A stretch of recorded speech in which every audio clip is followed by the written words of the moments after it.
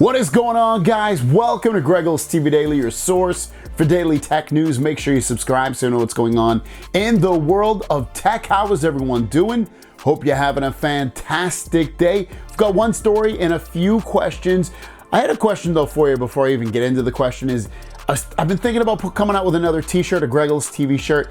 Would you want one? I haven't put one out in a while. I've been going back and forth and making one, not making one. I've had one in the past and I haven't had one almost 2 years now. So if you're interested in me making one and putting it up for sale, let me know in the comments down below and what you kind of want to see on it as well. Without further ado, let's jump into the tech news. Our one and only story of the day before we get into the questions is about the Google Pixel 8 and 8 Pro. The newest information coming out is that the cameras are getting a fairly major camera upgrade, which is always nice because one of the big things about the Pixel phones is the cameras, and they're getting some new sensors in some of the cameras overall. So here's the information coming from the folks over at Android Authority saying that these are the leaked camera specs for the Google Pixel 8 series. I'm gonna jump over to the Galaxy's tweet because it's kind of put together a little bit better, but Pixel 8 Pro comes with some big camera upgrades. You can see it gets a new ISO GN2 50 megapixel main camera, and then a new MX787 64 megapixel ultra wide camera, and then it gets the same GM5 48 megapixel telephoto. But to go on with that, like you can see a little bit more information about the cameras because the folks over at Android Authority did a little comparison of them. And when we look at these just side by side, Pixel 7 Pro and Pixel 8 Pro, which are on the right there, you seem to get a newer generation of that Samsung wide camera. The ultra wide camera, you're gonna get a newer, higher megapixel, much higher megapixel, from 12 megapixel all the way to 64 megapixel, the same telephoto camera. Selfie camera is also still the same. They've been using that across the board for a while now. And then even Pixel 7 and Pixel 8, they have the newer generation on the normal, the regular camera, and then the same, it looks like the same, slightly different, I guess, ultra wide camera. I guess they're a little bit different, and then no telephoto, and then the same selfie camera as well. So like I said, a nice little upgrade coming to the Pixel 8 and 8 Pro in terms of the camera, especially on the 8 Pro version one.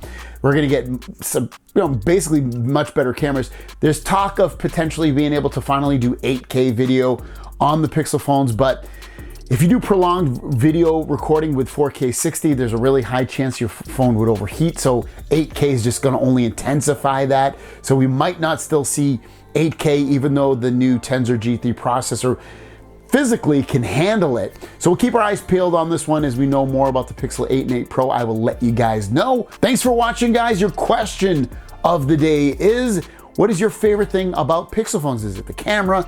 Is it the software? Is it the fluidity of the phone in general? What is your favorite thing? Let me know in the comments down below. For me, I would definitely say it's the camera. I love the camera on the Pixel 8 and 8 Pro. Without further ado, guys, let's jump into our Q&A.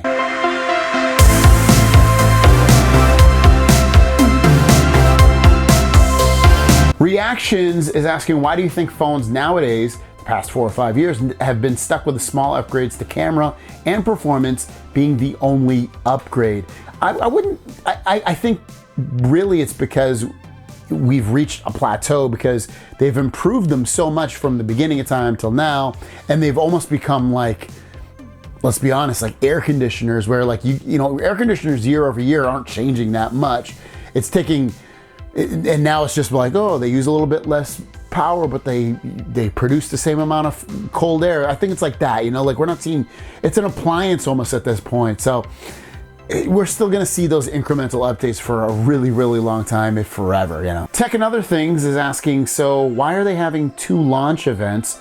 I'm confused. I think it's really to emphasize that I think it's one thing. I think they're scared in South Korea, because Apple's making big inroads and selling a lot more devices at this point than ever before, and it's kind of eating away at Samsung's market share. So I think they want to show some love to that audience by showing them an event and possibly giving them phone earlier than anybody else in the world, and then here in America, they have to, and in other places, they have to kind of be like, hey, we love you guys. Here's your launch event as well. I think it's kind of something similar.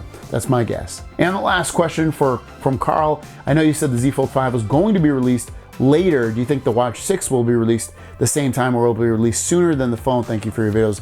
I love them. I'll wait for your response. Yeah, thank you so much, Carl.